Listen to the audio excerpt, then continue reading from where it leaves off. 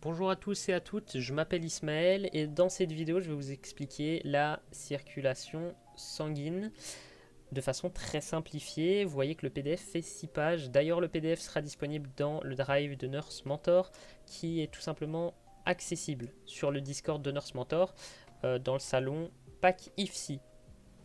Je tiens à préciser que le PDF a un style ancien. Ce sont nos anciens styles de PDF. Il y a une explication toute rationnelle à ça. C'est que avant on faisait beaucoup de tests au niveau des designs de PDF, etc.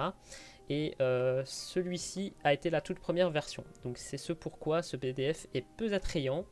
Il donne peu envie d'étudier, mais on n'a pas eu trop le choix parce que le fait de devoir refaire tout un PDF avec un nouveau design, etc., entraînerait une perte de temps qu'on ne peut pas trop prendre parce qu'on a d'autres fiches à vous proposer qui sont elles plus récentes. Ici la vidéo devait vraiment sortir dans un temps imparti parce qu'on juge que c'est quelque chose d'important et qui doit être compris par tous et toutes. Donc sans plus attendre, nous allons commencer. Vous voyez devant vous qu'il y a un schéma qui est assez détaillé, alors pas de trop non plus, mais qui permet de voir clair dans ce qu'est la circulation sanguine. Alors la circulation sanguine, on va évidemment parler de deux types de circulation. On a donc deux types, comme je viens de le dire, et donc nous avons la circulation systémique et la circulation pulmonaire.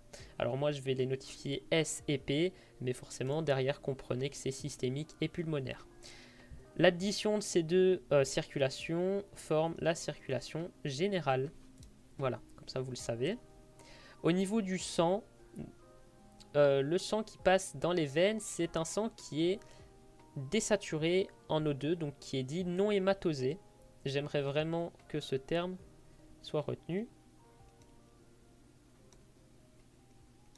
Alors j'espère l'avoir correctement écrit parce que il y a certains mots qui sont par moments un peu compliqués, mais oui, je l'ai bien écrit.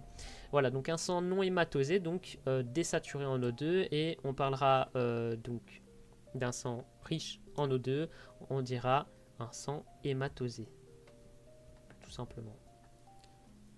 Donc sang hématosé, excusez-moi, comme ceci. Sans plus attendre, nous allons aller sur le schéma. Donc au niveau des poumons, il y a des capillaires pulmonaires qui se nomment des alvéoles pulmonaires. Et donc il y a un échange qui est fait. Le sang s'oxygène et se décharge en gaz carbonique. Lors de l'expiration, vous allez expirer du CO2 et inspirer de l'O2. D'ailleurs, inspiration plus expiration, c'est la respiration. Et donc ce sang qui est donc hématosé va passer dans les artères pulmonaires pour venir rejoindre donc l'oreillette gauche en passant par la valve et en arrivant dans le ventricule gauche. Il sera ensuite expulsé par la valve, enfin en passant par la valve aortique et arrivera dans l'aorte, tout simplement. L'aorte, comme il est écrit ici, est le tronc commun de toutes les artères du corps. Donc une fois le sang dans l'aorte, il va prendre deux chemins différents, comme vous le voyez ici. Alors, je ne suis pas le meilleur pour faire des flèches. Le sang qui va descendre va venir rejoindre la circulation systémique. Et le sang qui va monter va rejoindre la circulation dite pulmonaire. Pour la circulation pulmonaire, donc celle-ci, je tiens à préciser tout de même que dans pas mal de schémas, ils oublient de notifier ou même de le schématiser le fait qu'il y a le cerveau. Il y a de nombreux étudiants qui oublient complètement le cerveau à cause de ce genre de schéma où ils ne le notifient pas. Le cerveau, il a besoin de beaucoup d'oxygène, comme tous nos autres organes, mais le cerveau, c'est vraiment le chef du corps. Donc je tenais à le préciser. Donc ce sang va passer par des capillaires. Voilà. Donc ici, on a les capillaires systémiques en bas. Et donc le sang va progresser dans cette circulation systémique, comme ceci. Et vont se rejoindre donc dans la veine cave inférieure. Le sang pauvre en oxygène remonte du bas du corps vers le cœur par la veine cave inférieure. Donc il remonte effectivement pour venir se loger dans le ventricule droit en repassant par la valve pulmonaire et en arrivant dans les veines, dans les artères pulmonaires, et qui vont rejoindre les capillaires pulmonaires. D'ailleurs, les veines pulmonaires ramènent vers le cœur le sang réoxygéné par les poumons. Les artères pulmonaires, elles, sont les seules artères à véhiculer du sang pauvre en oxygène, donc un sang non hématosé. Donc voilà pour ce qui est du schéma. Si vous voulez mieux comprendre, en fait, c'est vraiment donc un circuit fermé, et donc il y a tout un schéma, tout un circuit du sang qui est assez simple à comprendre via le schéma, mais pour peut-être mieux que vous le visualisez, vous pouvez faire comme ceci. Donc les poumons, vous suivez mon stylet, ça va aller tout seul. On va faire comme ceci, et ensuite je vais m'arrêter là pour continuer celui du bas. Alors je m'excuse si mes lignes sont pas très droites.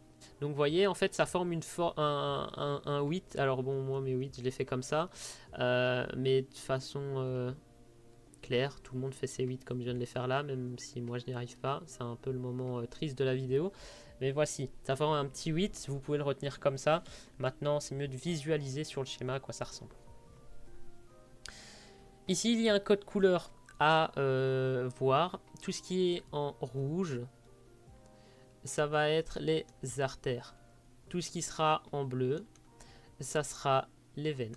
Ok, les veines avec S. Donc, l'éjection par le ventricule gauche arrive dans l'aorte, ensuite les artères, puis les artérioles. Donc les artérioles, ce sont des artères de plus petit calibre, en arrivant dans les capillaires qui irriguent tous les organes. Les échanges sang-tissu, donc les artères apportent un sang riche en O2 et pauvre en CO2, donc c'est un sang hématosé. Les veines repartent avec un sang pauvre en O2 et riche en CO2, donc désaturé en dioxygène, en O2, pardon, vraiment une grosse boulette que je viens de faire là. Au niveau des vénules, donc on arrive des vénules aux veines, ensuite de la veine cave inférieure et veine cave supérieure à l'oreillette droite, donc c'est facilement visible sur le schéma en haut. Au niveau du schéma, comme je vous l'ai dit précédemment, voici un schéma très simplifié qui permet peut-être pour certaines de mieux visualiser les choses. Donc vous voyez que il y a vraiment ce côté gauche du cœur et ce côté droit, et donc il y a bel et bien une circulation pulmonaire et une circulation systémique. Ces deux-là réunis donc forment la circulation générale. Pour ce qui est de la circulation pulmonaire, eh bien, ça passe à l'oreillette droite, au ventricule droit, par l'artère pulmonaire, notée AP, l'artère pulmonaire gauche et droite vont vers les capillaires pulmonaires ou les alvéoles. L'échange sang-alvéole, le sang se débarrasse du CO2, expiration, et se réoxygène, je vous l'avais expliqué plus haut. Les capillaires pulmonaires, veines pulmonaires, OG, donc oreillette gauche. Donc c'est vraiment un PDF qui regroupe des choses et qui, en quelques phrases, vous explique comment fonctionnent les choses. Donc cette phrase peut être peut-être difficilement comprise, mais il faut comprendre tout simplement que ça passe par donc le sang oxygéné, c'est rouge, n'oubliez pas. Le sang oxygéné passe par les capillaires pulmonaires, les veines pulmonaires et revient dans l'oreillette gauche. Donc on peut le voir ici plus précisément. Ici donc l'oreillette gauche. L'artère pulmonaire est la seule artère du corps à transporter du sang pauvre en O2. Les veines pulmonaires sont donc les seules veines du corps à être riches en O2. Donc encore une fois, on peut utiliser les termes non hématosés, hématosés. C'est des termes que moi personnellement j'utilise assez régulièrement. Ça permet vraiment d'y voir clair. La 6e page, c'est tout simplement encore une fois le schéma simplifié. Rien de très compliqué. Je vous invite donc à aller sur ce PDF, faire plusieurs exercices également, des QCM, etc. Mais en tout cas d'aller sur le PDF, le feuilleter par vous-même. Il y a vraiment que 6 pages, il est très court et permet de comprendre l'essentiel de la circulation sanguine.